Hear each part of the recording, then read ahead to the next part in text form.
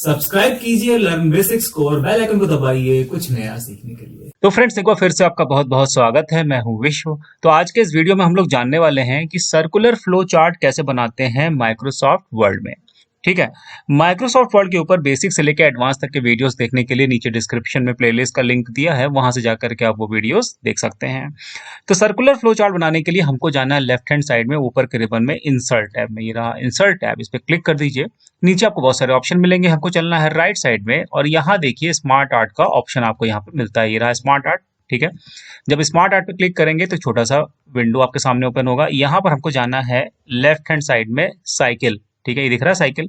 जैसे ही आप साइकिल पे क्लिक करेंगे आपको देखिए सर्कुलर फ्लो चार्ट के बहुत सारे ऑप्शन मिलेंगे, कोई भी एक आप सेलेक्ट कर सकते हैं। मान लीजिए कि ये वाला हम यहाँ से सेलेक्ट कर लेते हैं, बेसिक साइकिल को। ठीक है, यहाँ से ओके क्लिक करते ही आपका सर्कुलर फ्लो चार्ट जो है वो देखिए इसका वो सामने पेज पर आ गया माइक्रोसॉफ्ट वर्ड के। अब इसका कलर चेंज करना भी बहुत आसान है। सिंपल इस सारे को सेलेक्ट कीजिए और ऊपर देखिए चेंज कलर का ऑप्शन है, इस पर क्लिक करिए और जो कॉम्बिनेशन आप चाहते हैं वो कॉम्बिनेशन आप सेलेक्ट कर सकते हैं। मान लीजिए कि ये वाला कॉम्बिनेशन हम ले लेते हैं। ठीक है, क्लिक करते ही देखिए आपका सर्कुलर चार्ट बन गया। अब यहाँ से आप टेक्स्ट वगैरह चेंज कर सकते हैं या बेसिक एडिटिंग जो भी आप करना चाहें कर सकते हैं।